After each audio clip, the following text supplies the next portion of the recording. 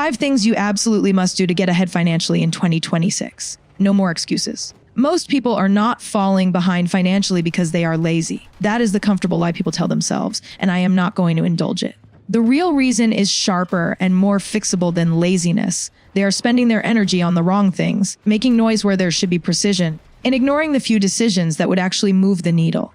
In 2026 specifically, a handful of choices are going to matter more than everything else combined. And if you are not making them deliberately, you are making them by default, which almost always means making them badly. So here is my honest, no fluff breakdown of the 5 things I believe you must be doing right now to actually get ahead with your money. Not suggestions, not gentle recommendations, things you need to be doing. Before we get into it though, be honest with yourself about what is actually holding you back. Is it income, spending, investing, or do you just not know what the next move is supposed to be? Sit with that question because your answer determines where you need to apply the most pressure. The first thing you have to do, and I mean this as a non-negotiable starting point, is get control of your cash flow. Nothing else you do with your finances can be optimized if you are operating in the dark. You need to know with real clarity exactly how much money is coming in each month and exactly how much is going out. Not roughly, not approximately. Actually, the uncomfortable truth is that most people genuinely do not know where their money is going month in and month out, and a significant portion of them are too anxious to even look. Understand that. I have had the experience myself of pulling up a bank statement and staring at a charge for several seconds, trying to remember when I bought that thing from that place for that reason. Nobody is perfectly on top of this all the time. But here is the thing, you absolutely cannot make confident, strategic decisions with your money if the whole picture feels random to you. I am not asking you to track every single expense with surgical precision or subject yourself to some extreme budgeting regime that makes your life miserable. What I am asking for is awareness, clarity, a working understanding of your own financial life. My recommendation is to track your spending for 30 to 60 days, 1 to 2 months, and start categorizing what you find. Identify your fixed expenses, the ones you know are coming no matter what, like rent, internet, and car payment. Identify your flexible expenses. And then, most critically, identify the leaks, the money leaving your account that you did not consciously decide to spend and barely even remember authorizing. Some of your fixed expenses you do not even need to track because they are already obvious. If you are renting an apartment, you know what rent costs. You know what internet costs. The variable stuff like electricity and water, you can make a reasonable estimate.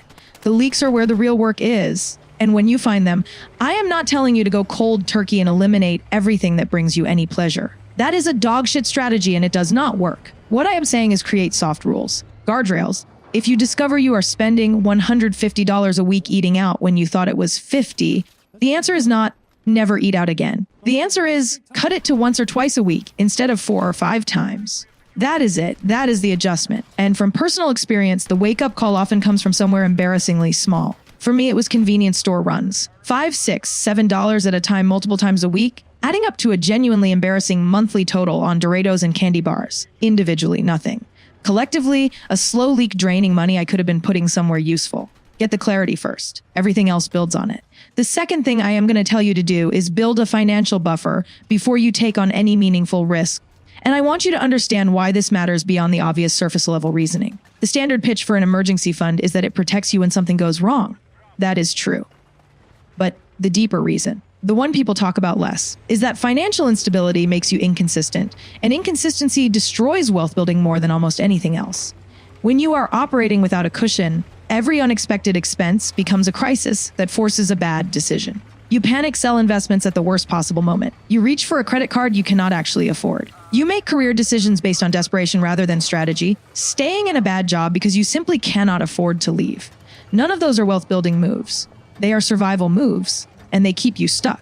So here is how I think about building the buffer. Start absurdly small if you have to. $500, that is your first target. Not sexy, not impressive, but genuinely protective against the smallest category of financial emergencies. Then build toward 1 month of total expenses. Park it in a high-yield savings account, boring liquid, completely separate from whatever account you actually spend from. The separation matters. When it is in the same account as you're spending money, it disappears. When it has its own bucket with its own growing balance, you can actually watch it accumulate, and that visibility changes your relationship with it. I can tell you from direct experience that having this buffer is not an abstract good. A few months back, I had car repairs come out to roughly $1,400. An amount that would have absolutely wrecked me if I had been running without a cushion. Instead, I pulled from the emergency fund, felt zero panic, Instead, I pulled from the emergency fund, felt zero panic, and resupplied it gradually over the following weeks. Compare that to 2020, when I did not have that buffer and had to sell $200 or $300 in stocks just to cover rent. That felt awful, not just financially, but psychologically. A buffer buys you time, and time is the thing that creates options. Without it, you have neither. Without it, you have neither. Third, and this one has a psychological dimension that most financial content completely ignores. Start investing consistently right now, even if the amounts feel laughably small, because the habit itself is the point at this stage. I have watched so many people sit on the sidelines waiting for the perfect moment, waiting until they feel ready, waiting for a market crash, waiting until they have a real amount to invest. And while they wait, they are not building the identity, the reflexes, or the momentum that actually makes investing sustainable over decades. Here is what I know from doing this myself. If you start putting $25 a week into an index fund, a month later you look up and you are at $100. A few months after that you are at $500. Then that 500 starts growing on its own and becomes 510, then 515, and something clicks. You realize the scoreboard is moving. You get motivated. You bump it to 50 a week, then 100. The habit compounds psychologically before it compounds financially, and that psychological compounding is what creates the long-term investor. Market uncertainty, by the way, is not a legitimate reason to stay on the sidelines. Time in the market beats timing the market. That is not a slogan. It is one of the most thoroughly documented principles in all of investing. The easiest way to build this habit is to automate it completely. Set up an automatic transfer. $25 a week, $10 a week, whatever the number is. And let it happen without you having to decide every single week. And keep the investment simple. Brutally simple. Invest in the S&P 500 through a single ETF. I look at my account maybe once or twice a week, because obsessing over daily movement on a 30-year investment horizon is the financial equivalent of watching paint dry and then panicking when it looks slightly different. You do not need to be brilliant. You do not need to time anything. You just need to start and then refuse to stop.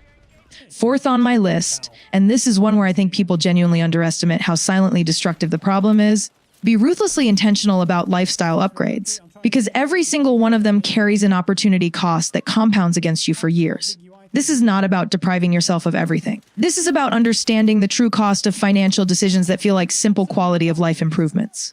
Dropping $50,000 on a new car does not cost $50,000 in real terms. It costs $50,000 plus everything that money would have become over 30 years of compounding, which is a sum that should genuinely make your jaw drop. And lifestyle inflation does not usually announce itself.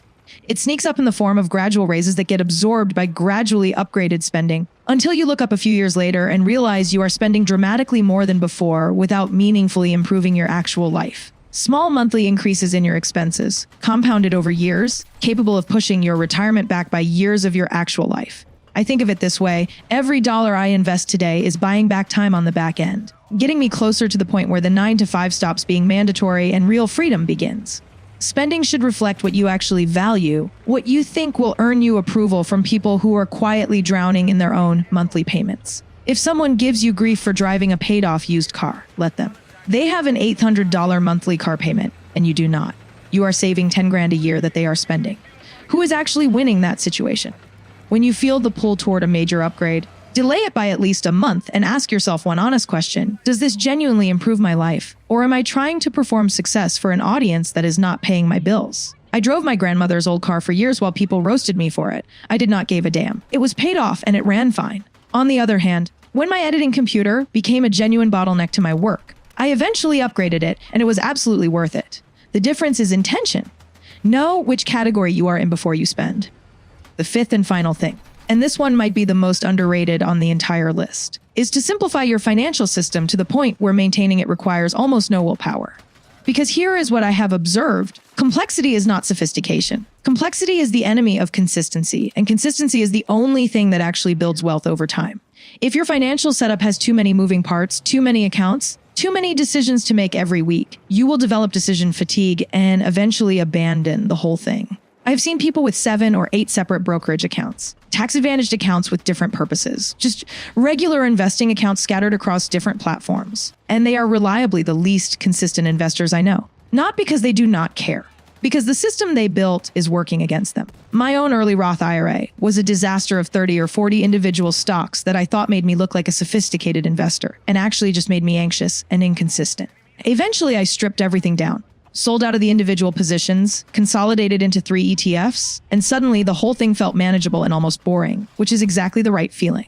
Fewer accounts means less mental overhead, lower tax complexity, and a cleaner picture of where you stand. Automating your transfers means fewer active decisions each week, which means fewer opportunities for the wrong impulse to override the right habit. Clear, simple rules. For investing, for saving, for discretionary spending, meaning you are following a system rather than improvising each month. A financial system that requires constant thinking will be abandoned. Financial system that practically runs itself will be maintained for decades. Build the second kind and then get out of its way. Those are the 5. Control your cash flow with honest clarity. Build a buffer before you take on risk. Start investing consistently regardless of the amount. Stay intentional about lifestyle upgrades and their real cost. And simplify your system until maintaining it is almost frictionless. None of these are glamorous. None of them will go viral. But I am completely convinced that people who execute all 5 of these consistently over the years ahead are going to arrive at a financial position that most people only ever see advertised. Not because they were lucky, because they were disciplined about the right things, and they did not let the noise convince them to be complicated when simple was always the answer. And that is it for today. Don't forget to like and subscribe. I wish you well on your own plans. I've been Alex, and I'll see you on the next one. Peace.